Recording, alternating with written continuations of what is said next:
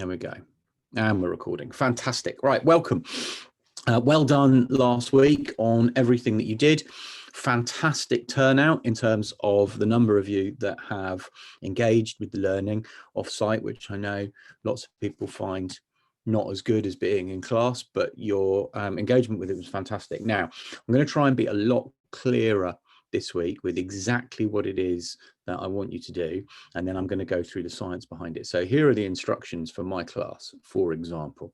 Now, if you need to be watching the webinar, whether you're watching this as a recording or you're watching it live, you need to watch the whole thing before you do anything.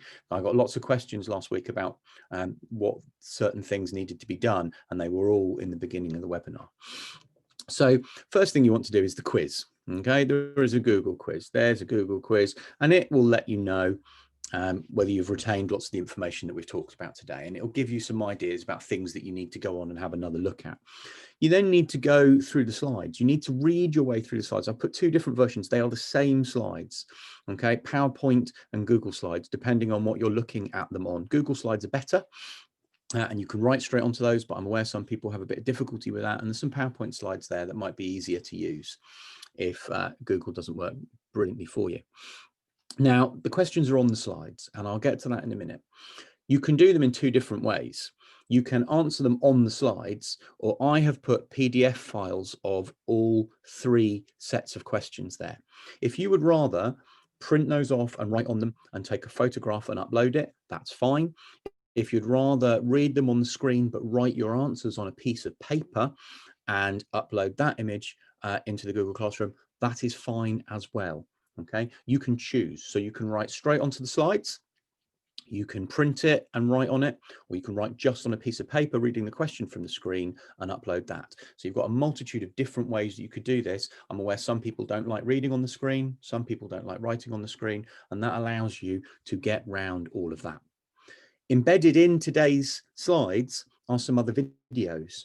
You need to have watched those. I'm not going to play them during the webinar, but you absolutely need to watch them, because otherwise it's not going to work. So let's get through to what we're actually doing today. Okay, so here we go.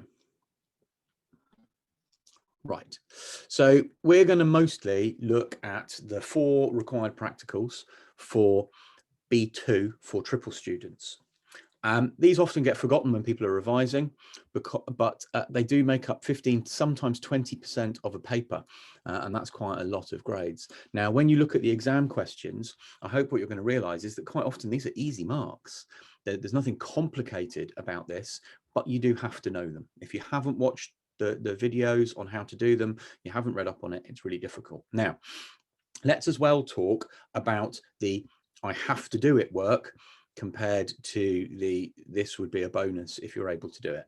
The 2 most important questions that I have set today are on slides 14 and 15. They are a 5 and a 6 marker. They truly tell myself and Mr. Timmins whether you actually have understood what we've been talking about in terms of the way that you need to approach required practical revision. If you can do those questions, you've kind of got the whole thing. You must also do the quiz, because that lets us know if you've retained all of the basic information. The other questions, it would be really good if you did them, but I appreciate you may run out of time, particularly if you choose to print it and write it and upload.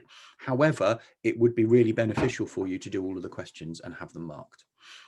I also would like you to make some revision notes to write out the methods for these 4 practicals and to keep those forever until year 11. Okay, however, that is the last thing I want you to do. Do not choose to do that instead of the questions on slides 14 and 15 and the quiz. That is more important. So before I go into a new thing, let's just talk about last week's work. This question was the question that caught most people out last week. This was the one about sustainable cod fishing. And the reason that it caught lots of people out is that I don't think that you were prepared to quote the question in your answer. You could get almost all of the marks from here from talking about the fact that the fishermen go to where there is a lot of cod, so they're going to get a bias idea as to how much cod there are. And also scientists catch every age group. And the fishermen's nets, it said in an earlier slide, had to be a certain size to allow small fish through so that they got old enough to breed. And those two things would skew the information to the fishermen thinking that there were more fish than there were. They never caught small fish, and they only went to where there were a large number of fish. And lots of people didn't quote this question directly in their answer. And that's really important. When they give you a long passage like this, you can be fairly sure that some of that passage is the answer. And the other question Mr. Timmins highlighted was the question about the water cycle. That people weren't completely clear on what the water cycle actually was, and we're talking about boiling and condensing and so on. And you need to make sure that you get yourself an image of the water cycle, and that's a flashcard for you. It's a flashcard you need to learn now, ready for your B2 assessment when we come back to school, or potentially as a Google form, and you'll certainly need to know it for year 11. Right, let's launch into these practicals. Let's launch into actually learning some science. So let's just talk about quadrats. Okay, now many of you will have done this before. Some of you haven't managed to do it because of the timings of lockdown and rain and so on. But when we are sampling organisms on a field, we use a quadrat, and that's a quadrat there. And it's often a meter squared, so 1 meter by 1 meter. The ones we use in school are half a meter by half a meter, which means that they're quarter of a meter squared. And you need to remember that 0.5 times 0.5 is a quarter of a meter squared, and people often get that completely wrong. And so what you do is you place it randomly on the ground. So let's say that was the school field there. You place it randomly and you count the number of a given species. So let's say we were counting daisies. There's 1, 2, 3 daisies visible in there. So we could say in that 1 meter squared, we have got 3 daisies. And then to estimate the population of daisies on the whole field, if we've got 3 in the 1 meter squared and we've got a 50 meter squared field, we times that by 50 and we say, well, we reckon there's 150 daisies on the field. That's the basic idea as to how it works. Now, obviously, you can't just do one quadrat because you might have just landed lucky and got lots of daisies. You might land in one that doesn't have any, but actually there's tons over there. You need a large representative sample. And we would always suggest that 10 was your absolute minimum number of samples to begin to calculate. But really, the number of samples depends on the size of your field. If you were doing the whole school field, you would, and I mean the whole school field all the way down to Balfour, you're going to need hundreds of samples. If we're doing out the back of the science block, around by the car park, then maybe 10 or 20 samples would be okay. Okay, so method's really important for this practical. So you've got your quadrat and you're throwing it out on the field or the area. Now, the best method is to use a random number generator. You can go online and search random number generator and it will ask you what numbers you want. So 1 to 10 times 1 to 10. And you can ask it to give you a random number generation. You can have divided your field up into a grid and it's randomly telling you a number. However, that's a really complicated way to do it in the classroom. So what we normally do is you take a plastic bag and you write the numbers 1 to 10, and then you go A, B, C, D, E, F, G down to the 10th letter. Can't remember what it is off the top of my head. And you have those in 2 plastic bags shaken up. And then you put out a grid on the field that is 10 meters by 10 meters. So you get a tape measure and you go along 10 meters and you go up 10 meters. So now you have 1, 2, 3, 4, 5, 6, 7, 8, 9, 10, A, B, C, D, E, F, G. I hope you understand what I mean there. 1 to 10 along, A, B, C, D, going up. You take out one letter and one number, and that tells you which square you're going to go and count. You go and put your quadrat down in that square and count the number of daisies. And you do that over and over again. Now, inside a 10 by 10 square that you'd measured out, there would be 100 possible samples. So if we did 10, that would be plenty because we'd sampled 10%. So what I'm talking about there is taking a tape measure and laying it out for 10 meters and having another tape measure that goes up for 10 meters. So we have a 10 by 10 square. One side we're labeling 1 to 10, and the other side we're labeling A, B, C, D, E, F, G, H. And we're doing our random samples like that. The larger your sample, the larger the sample, the more accurate your measurement is. Now, one of the things I said at the beginning, one of the things that's really important about required practicals is the language. Using the word accurately correctly. Accurate means close to the true value. If something is accurate, it is close to the true value. We are estimating the number of daisies, but the more samples we take, the more accurate it becomes, until eventually, if we'd taken 100% of the samples, we'd actually counted the daisies, it would be the correct answer because we'd counted them. You don't need to calculate the number. So let's have a little look at how we do that. Now, I'm not going to play this video. Here is the freesciencelessons.com video on how to measure the number of organisms using that method that I've just talked through. Uses a slightly different method, but it is almost the same. I'm not going to play that now. You do need to go and watch that video. When I say I'm not going to watch it now, it's going to start while I'm talking. Right. So here's the results that you might get. So a student took 10 random 1 meter squared quadrat readings. So they threw it out, or they did a random number generator using the bags, and they got 10 different squares. And in one there was 4, 4, 3, 4, 5, and so on. So those are the results that they got. Now, you need to be clear about the words. Now, I know that you're top sets, you're triple science students, and actually this is all going to work for you, but you just need to be absolutely sure that you know the range is from 2 to 6, okay? And the mean we can calculate by adding those all up and dividing it by 10. Median, what number sits in the middle between 2 and 6, and the mode, what's the most commonly occurring number there. If you're not completely sure about all of that, just make sure that you are. And then remember, we're not calculating the number of daisies in the field. We do a calculation to do it, but it's an estimate. Why is it an estimate? Because we haven't actually counted them. We have used a method to estimate, okay? So why is it important that quadrats are placed randomly? Well, it's really difficult, isn't it? Even if you throw it over your shoulder, one method that certainly when I was at school, what we did was we threw it over our shoulder. That's not actually random, because what you do is you turn around, you look behind you and you think, right, there's some daisies over there. I'm throwing it that way, or I don't want to have to count anything. There aren't any over there. I'm throwing it that way.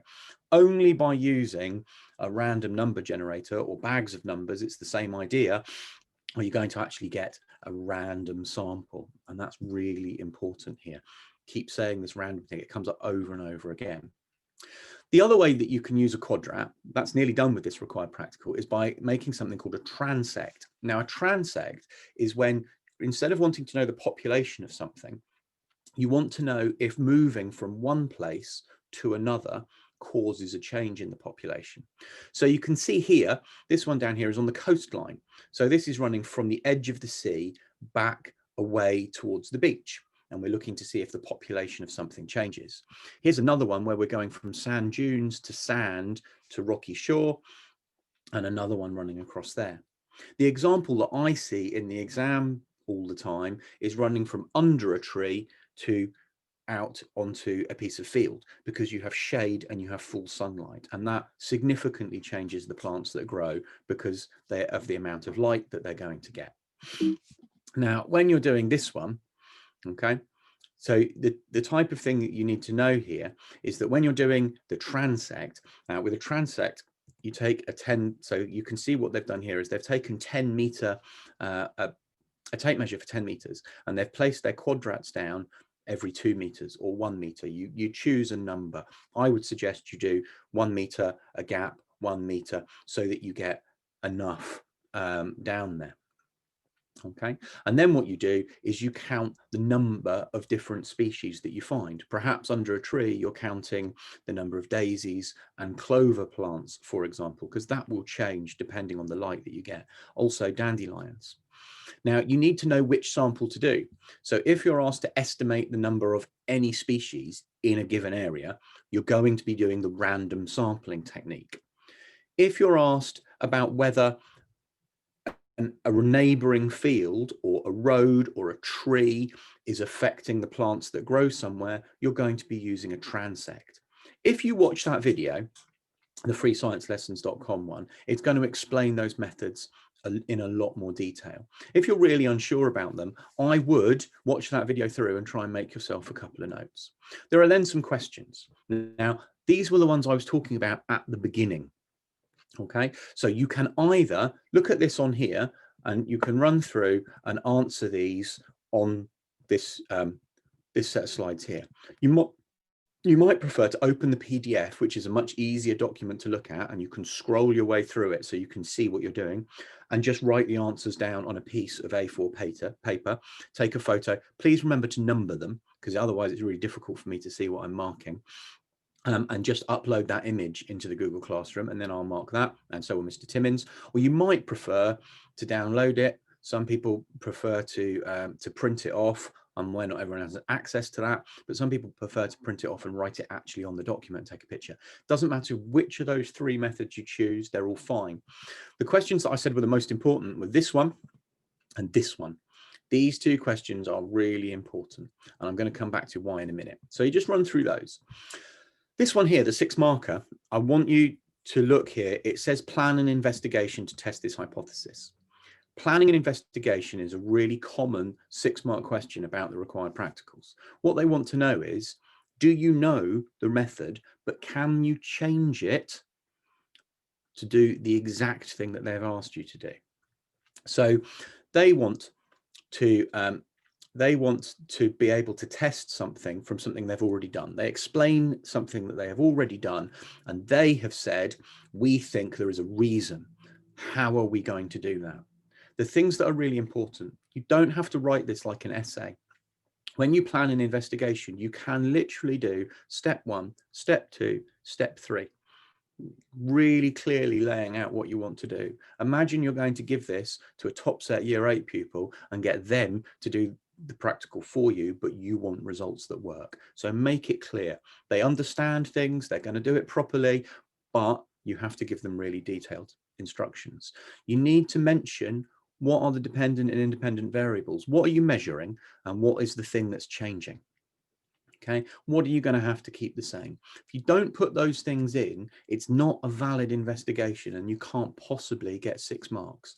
In fact, what the mark scheme says that if the investigation isn't valid, the highest number of marks you can have are 2. Okay, so you must be talking about taking enough measurements, repeat measurements. What are you measuring? What are you controlling? Got to put those in. Right. Let's move on really quickly then. How long have I been talking? Quite a long time. Oh, another video that we don't want to watch. Let's just move on. Okay, so now we're going to talk about reaction time. So here's the video for reaction time. This one people know considerably better. Okay, so this is dropping a ruler and trying to catch it in your fingers. Now, if you're not clear on that method, there is the freesciencelessons.com video on doing that. The basic method never changes. Drop a ruler, catch it in your hand. That is the basic method. Hand needs to be on a table so that you can't move your hand and try and catch it. And then the independent variable, the thing that you're actually looking at the effect of, changes all the time. It could be left hand, right hand. It could be some students were given, I have seen this one, caffeine and no caffeine. So given some Coke and some caffeine-free Coke. Practice, that's the one that we've done. If you have 10 goes, do you get faster? Left hand, right hand, doing it by looking at it or hearing someone say go. So those are the things that change. When they ask you for a 6-mark method on this one, they will change something, and you need to be really clear on the controls. What matters here is being able to say what was kept the same. You're going to have to use the same ruler. You're going to have to make sure that you're using the same person, unless you're looking at different people, that their hand is on top so that it can't be done, moved down, and that it's dropped from the same place every time. They then ask about making it more accurate, and you can make this more accurate by using a computer to actually measure the reaction time. That's better because you remove human error.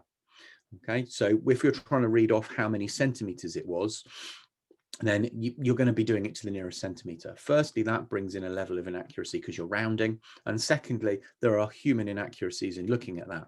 A computer will be more accurate. It can also be more precise as well. It has a higher resolution into the bargain. So have a look at that video, go through that one, and here are some simple questions about this one. Now, these are not the most important questions. What you're going to see is that when this comes up, this tends to be really quite simple questions. Okay, so there's an example there about the way that the student could improve the method to make sure the test would give valid results. So this isn't valid. There's something in there that's not right. Those results won't be comparable with other people's. They ask what's the median here. So they want you to, they're checking again that word, mode, median and mean. Can you actually find the median result there? And then there's a calculation, and they're giving you the equation. So there's some more questions about there, about those. Again, you can either answer them on the slide, or print the PDF and write it on there, or read that on the screen and answer them on a piece of A4 paper. It's up to you. You're going to need to watch the freesciencelessons.com video first, but I'm fairly sure that many of you have done that ruler drop exercise at some point in your lives before. Okay. Now, here are some triple only practicals. Now, you may not have got round to these, so I'm going to explain them. The first one is plant responses. You have to know, and in looking at plant hormones, you probably learned about auxins and the way that auxin causes phototropism, which is the tendency of plants to grow shoots to grow towards the light. It's positive phototropism. Okay, so a tropic response is a movement response, photo is light. The other response that you need to know about is geotropism, which is the tendency of shoots to grow away from gravity and roots to grow towards gravity. Now that always guarantees that shoots are able to come out and find the sun, and that roots go down and find water. Now, the methods that they present in the exam for this really vary. And the method for this is actually a bit tricky. So the first one is about full, partial light and darkness. And they come up with all sorts of methods. I've seen plants in a box. I've been seeing plants with boxes with windows on different sides, all sorts of things. They want to know, do you understand that in full light, plants grow straight up, but not as tall? In partial light, so if there's light only at one side, they grow towards it. And that's the windows on the box thing. And if you keep them in complete darkness, they grow very quickly, but tend to be a bit yellow because they're trying to find the light. And you need to be able to understand that in terms of auxins. That's a whole other lesson, but you might need to go back and look at your notes about auxins, about the fact that sunlight inhibits auxin and stops it from making the cells grow. And that makes the cells on the other side turn it around. I hope I'm reminding you of things there. So I would watch this video. The other thing is about geotropism, the idea that if you've got a shoot and that it will start to grow downwards towards gravity. And again, that's auxins. So the auxins actually start to move downwards onto the bottom side of the plant there. And in a shoot, they inhibit rather than promote growth. So that side grows more slowly and the top grows round it. Now, I'm aware that what I just said was very quick, but it should be revision for you. But you could always go and look up phototropism and geotropism and then watch this video. Now, he presents a couple of methods there. I don't want him to present those methods, so I'm going to try and make this move on. Why is it not moving on for me? Haha. So I said that already. The method changes a lot here. Okay, they can throw up all sorts of methods. The idea is that you know what's being tested, that if you have 3 sets of growing plants and you've got different amounts of light, you're looking at phototropism, and you need to be able to explain why phototropism happens. And if you've got something with a root coming out of it, and in some way we're looking at how that goes down, we're maybe turning them over and things like that, that we understand that it's geotropism. So you need to go and look up phototropism and geotropism if you can't remember what they are. So you also need to be able to explain controls. You need to be able to look at an experiment and say, well, that's valid because you had 10 seedlings in each and they were all germinated at the same time and you separated them out. He talks about that in the video. You need to understand what you have to keep the same. You also, most importantly, need to be able to explain the outcome. You need to be able to explain why a plant grows towards the light. That is the most important thing in this practical. You need to be able to explain why shoots grow towards the ground, towards gravity. Not because they need the light, not because they need the water. Why does auxin make that happen? Auxin, okay, it's inhibited by sunlight, but it promotes growth in shoots. Auxin is moved downwards because of gravity. It restricts growth in roots. So we have the opposite action. If you're not sure about what I just said, please go and look it up. It's really important for these practicals. Here's an example. I don't want you to answer this one. I just want you to see that this is just one of the random methods that I was able to find. So here we've got some germinated beans, and over here we've got some germinated beans on a motor that is very slowly, almost so slowly that you can't see it turning, to counteract the effect of gravity. So they're never having gravity pulling them in one direction all of the time, and they're looking at the effect of that there. Okay, A is clearly a control to show what happens if you don't put that there. So that's phototropism and geotropism. Now decay. I don't really like this required practical, and you'll see why. So you need to watch it. This is just one method, okay? I tried to find an exam question actually on the required practical, and I couldn't find one. So from the last few years, since they put this in, they haven't asked a question on it. And I think the reason they haven't asked a question on it is because it's not really a true representation. And I'm going to show you what I mean by that. Hopefully I can get this to move forwards without playing it. So that's something else you have to go back and play. All right. It's actually a model of decay. It's not actual decay. The reason for that is that if you took a glass of milk, and the whole point of the practical is we're measuring how decayed the milk is by how acidic it's become. Now we all know if you take some milk out of the fridge and you smell it and it's got that sort of slightly tangy smell, you taste it and you know it's sour, you know the milk has gone off, and you can kind of feel that coming a little bit just before it becomes too horrible. Those of you that still drink dairy milk, which is what I'm talking about here. This isn't quite the same for oat milk and almond milk. Now, the thing is if we were going to do that for real, milk doesn't go off that quickly, even in the warm. It takes a day, 2 days. At the moment, it would take 3 or 4 days, and you have to measure it frequently. You can't leave it and come back 2 days later. You have to be measuring it every few hours or a couple of times a day. So that's not really something we can do in a school laboratory, because you're not all prepared to come in and measure it every morning and every lunchtime and every afternoon to get a set of results, and quite rightly too. So what we do is we model it. And what we do is that actually, if you put lipase in milk and allow it to break down the fats, it breaks them down into fatty acids, and that creates the sour taste as well. And it also will allow you to change the pH. The pH will drop. So it's a good model of decay that's sped up, that happens over an hour or two, that could be done in a double lesson. So it's a model. That's why we have to use the model, because real decay is much too slow to be doing in a school laboratory. The method here is important, the knowing that we can measure decay by measuring the pH of something, because often as bacteria breaks things down, they produce acids and things become more acidic. It's why things that are rotting have got that acidic smell, that sour taste to them. And so that's important that you understand that. But I've put in really big letters there. What you really need to understand are the conditions for decay.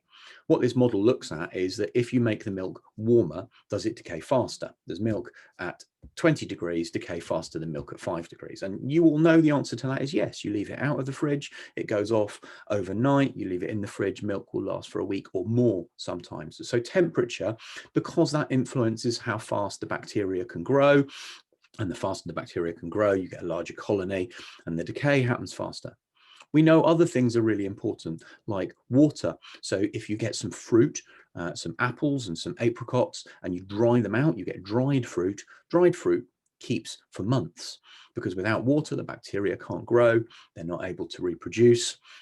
And then we can remove the food source. So we could change the conditions. So we could freeze it. Bacteria can't grow in frozen conditions, and so things in the freezer will keep for an awful lot longer. You need to look up conditions for decay. Probably talked about this when we were either looking at nutrient cycles, but also at fossils. Why do some things decay? Why don't some things decay? Peat bogs are so acidic, bacteria can't grow. Things say woolly mammoths falling into the ice don't decay. And so I tried to find some examples of this, some questions of this. This was really hard. This was the only question I could find. Okay, food decays more slowly if it's kept dry or cool. Explain why. So this is really about knowing the conditions for decay. So hopefully I've given you some things to really think about there.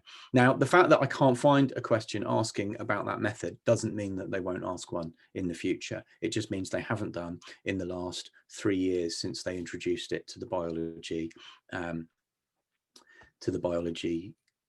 scheme of learning. Okay, so it hasn't been there before. It's never been asked before. Might be coming. might be coming soon. So hopefully you now are really clear on you're really clear. Let me just find my my video, not my videos,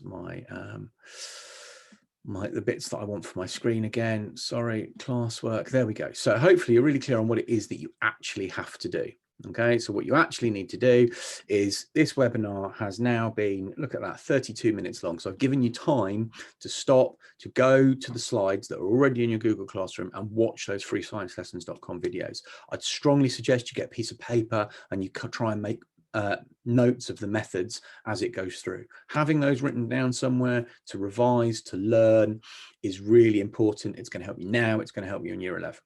Then after that, I want you to do the Google quiz, just see how much you've remembered off the top of your head. And then the final thing is to go to the questions on the slides. First two to do are on 14 and 15, the 5 and the 6 marker. The reason I want those is that if you can do those, then definitely myself and Mr. Timmins know that you've got it and you're on top of this. Then if you have time after that, it'd be really good if you're able to answer the other questions. Okay. All of this is due for this time next week. So I spent this morning marking the things that were handed in to me by my class. I'll do the same again next Monday, ready to give you some tips before that. Okay. I think that is absolutely everything. So what I'm going to do is I'm going to stop recording. First of all, let me just stop recording. There we go.